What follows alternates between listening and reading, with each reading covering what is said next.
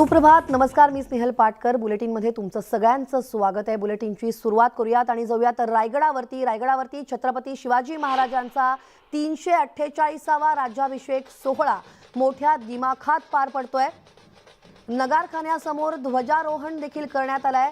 ढोल, ताशा, तुतारी आणि बेल भंडारा त्याचबरोबर गुलालाची उधळण करण्यात येते. किल्ले रायगडावरती हा राज्याभिषेक सोहळा होतोय. गेली 2 वर्ष खरं तर कोरोना निर्बंधांमुळे मर्यादित स्वरूपात शिवराज्याभिषेक सोहळा पार पडला होता. मात्र यावर्षी निर्बंध हटवल्यामुळे शिवभक्त हे कालपासूनच किल्ले रायगडावरती दाखल झालेत. किल्ले रायगडावरती शिवभक्तांची मांदियाळी पाहायला मिळते. आज सकाळी 9:30 वाजता संभाजीराजे छत्रपती किल्ले रायगडावरील राज सदरे पालखीतून छत्रपतींची प्रतिमा त्यांनी आणली आणि नंतर मेघडंबरी समोर शिवराज्याभिषेक सोहळा सुरू झाला. मेघडंबरीला देखील सजवण्यात आलेला आहे. मेघडंबरी समोर विधिवत पूजा झाल्यानंतर शिवछत्रपतींची प्रतिमा ही पालखीतून वाजत गाजत राजसदर, नगारखाना, होळीचा माळ, सचिवालय आणि जगदीश्वराचं मंदिर आणि शेवटी मग छत्रपती शिवाजी महाराजांच्या समाधीस्थळी ही प्रतिमा नेण्यात येणार आहे. तिथे अभिवादन करण्यासाठी देखील जी मिरवणूक आहे ती मिरवणूक पोहोचणार आहे. आताचा हा सगळा माहोल आपण पाहतोय आणि याविषयी जाणून घेऊयात. आमचे प्रतिनिधी जे थेट रायगडावरून आपल्याशी संपर्कात आहेत, उदय जाधव, त्यांच्याकडून जाणून घेऊयात. उदय, काय आत्ताचा माहोल आहे?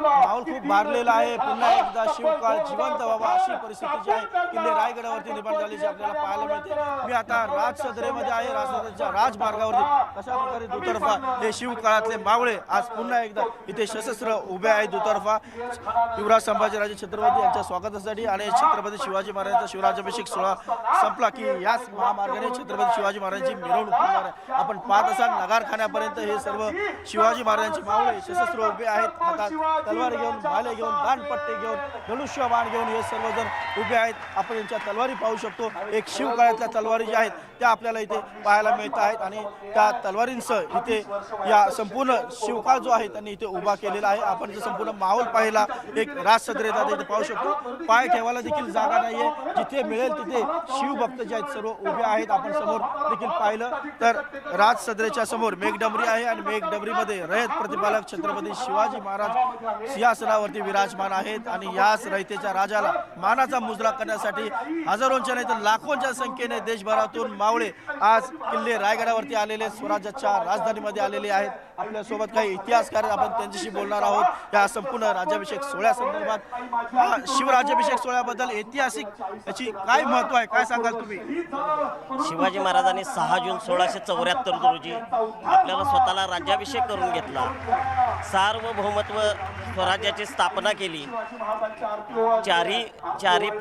चारी पातशहांना मात करून शिवाजी महाराजांनी आपलं स्वतःचं राज्य स्थापन केलं. सर्व भूमिपुत्रांना एकत्रित केलं आणि स्वराज्य स्थापन केलं. हे शिवाजी महाराजांचं महत्व आहे. या राज्याभिषेकाचं महत्व आहे. राज्याभिषेकाचं महत्व आहे. परंतु आता 348वा शिवराज्याभिषेक सोहळा किल्ले रायगडावरती साजरा होतो आणि तोच जल्लोष जो 350 वर्षापूर्वी किल्ले रायगडावरती पाहायला मिळतो, अगदी तसाच जल्लोष आजही देखील आपल्याला इथं पाहायला मिळतोय. आपल्या राजाला, रयतेच्या राजाला महाराजा मुजरा करण्यासाठी कानाकोपऱ्यातून लोक चालत येतात इकडे आलेले पाहायला मिळतं. कुठे खंड पडलेला नाही. होय, कोरोनाच्या पार्श्वभूमीवर 2 वर्ष आम्ही राज्याभिषेक अतिशय निवडक लोकांच्या उपस्थितीत साजरा केला. परंतु यावर्षी कोरोनाचे कुठलेही निर्बंध नसल्यामुळे किमान 5 लाख शिवभक्त रायगडावर आज उपस्थित आहेत. हजारो शिवभक्त खाली पायथ्याला सुद्धा उपस्थित आहेत आणि शिवाजी महाराजांच्यावर आजही किती जनता प्रेम करते याचं हे प्रतीक आहे. इथे शिवराज्याभिषेक सोहळा तुम्ही साजरा करता, एक पारंपरिक साज, ऐतिहासिक देखील साज आहे. आपण मगाशी पाहिलं की हिमालयातून नद्यांचं पाणी जे आहे ते शिवराज्याभिषेक सोहळ्यासाठी आणलेले. आणखी काय काय इथे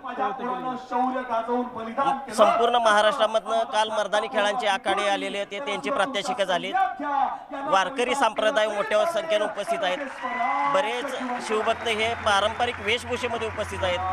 हजारो शिवभक्त काल उघड्यावर कुठलाही निवारण असताना, कुठलंही मूलभूत सुविधा नसताना इथं हजर आहेत आणि हे शिवभक्तांची आम्ही समितीच्या वतीनं आभारच मानतोय आणि याची संख्या दिवसेंदिवस वाढतच जाईल यात काही शंका नाही. किल्ले रायगडावरती फारशी सोयी सुविधा नाहीत, मात्र ज्या काही सोयी सुविधा उपलब्ध आहेत मध्ये त्यामध्ये सर्व शिवभक्त किल्ले रायगडावरती येतात आपल्या राजाला मानाचा मुजरा करण्यासाठी. परंतु यंदाच्या शिवराज्याभिषेक सोहळ्यामध्ये युवराज संभाजीराजे छत्रपती त्यांच्या भाषणामध्ये नेमकं काय बोलणार याकडे देखील सर्वांचं लक्ष लागलं. नेमकं काय बोलणार आपण जाणून घेऊ. आपल्यासोबत धनंजय जाधव आहेत. काय बोलणार आहेत संभाजीराजे ज्याकडे लक्ष लागले सर्वांचं? नाही, तुम्हाला जर सांगायचं झालं तर त्या काळी 6 जून रोजी शिवाजी महाराजांनी रयतेचं स्वराज्य स्थापन केलं होतं आणि जर आपण आत्ताची परिस्थिती पाहिली तर आत्ता महाराष्ट्रातली रयतेला आरोग्याचे प्रश्न असतील, शेतकऱ्यांचे प्रश्न असतील, बेरोजगारांचे प्रश्न असतील याच्याकडे आत्ताच्या सत्ताधाऱ्यांचं लक्ष नाहीये. आमचा ठाम आरोप आहे यांच्यावरती, हे फक्त राजकारण करण्यामध्ये व्यस्त आहेत.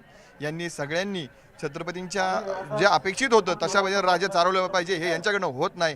म्हणून संभाजीराजेंनी राजकारणात यावं. राजकारणाच्या पातळीवर त्यांनी स्वराज्य या संघटनेची घोषणा केलेली आहे आणि आजच्या 6 जून रोजी नंतर मला वाटतं त्याचे मुहूर्त मोड व्यवस्थित रवल्या जाईल आणि राज्यभरामध्ये स्वराज्याच्या माध्यमातून सामाजिक आणि राजकीय काम उभं केलं जाईल. आणि 2 महिन्यामध्ये जर तुम्ही हा सगळा परिचय जर पाहिला, या सरकारमधला अनाजी पंत संजय राऊतांनी जर पाहिलं तर संभाजी महाराजांच्या घरामध्ये जाऊन राजकारणात करण्याचं काम केलेलं आहे. एक शिवभक्त म्हणून आम्ही या सगळ्या गोष्टीचा निषेध व्यक्त करतो. त्याचबरोबर या महाराष्ट्रातील राजकीय लोकांना स्वराज्य संघटनेच्या माध्यमातून आम्ही धडा शिकवला नाही. आज संभाजी महाराज नक्की काय बोलतात? संजय राऊत संभाजी महाराजांच्या पॅलेसवर गेल्यानंतर झालेली भेट, त्यानंतर झालेलं राजकारण, त्यानंतर संभाजी महाराजांची प्रतिक्रिया या महाराष्ट्रासमोर आली नव्हती. ज्या पद्धतीने आली पाहिजे त्या पद्धतीने मोजकीच प्रतिक्रिया आली होती. पण आज आपण पाहूयात, आम्हाला आस लागलेली आहे की राजकीय भवितव्याचे संकेत देतील अशी आम्हाला आशा लागलेली आहे. स्वराज्य संघटना आता सक्रिय राजकारणामध्ये उतरणार का? आज तर संभाजीराजांनी सांगितलेलं आहे ती सामाजिक संघटना आहे, परंतु त्यांच्या पुण्याच्या पत्रकार परिषदेमध्ये त्यांनी जाहीर संकेत दिले होते भविष्यात जर गरज पडली तर ही संघटना राजकारणामध्ये देखील उतरलेली असेल. आणि आमची तर एक शिवभक्त म्हणून सर्वांची अपेक्षा आहे राजकारणामध्ये आली पाहिजे. महाराष्ट्रातल्या गोरगरिबांचे प्रश्न त्यांनी सोडवले पाहिजेत आणि एक आश्वासक चेहरा म्हणून संभाजीराजांकडे पाहिलं जातं, निष्कलंक चेहरा म्हणून पाहिलं जातं. आणि एवढं राजकारण घडल्यानंतर देखील रायगडावरती पाय ठेवायला आज जागा नाहीये. राज सदर असन, होळीचा माळा असन, गडाचा पायथा असन, प्रत्येक ठिकाणी तुडुंब संभाजीराजांवरती असन, शिवाजी महाराजांवरती प्रेम करणारे लोक आलेले आहेत आणि हीच सर्व लोक भविष्यातला मुख्यमंत्री देखील या राजसदरेवरनं घडवतील अशी आम्हाला अपेक्षा आहे. तर एक सक्रिय राजकारणाची घोषणा होण्याची शक्यता आपण इथे पाहू शकतो.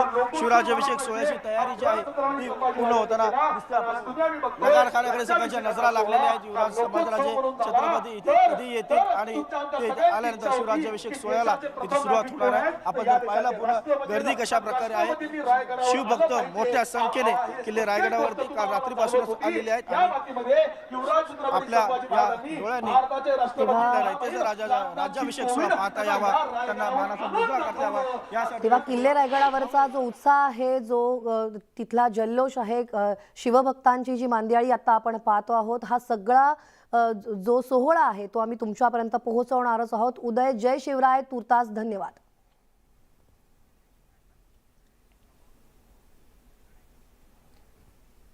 वळ्यात पुढच्या बातमीकडे. 14 जूनला औरंगाबादमध्ये मुख्यमंत्री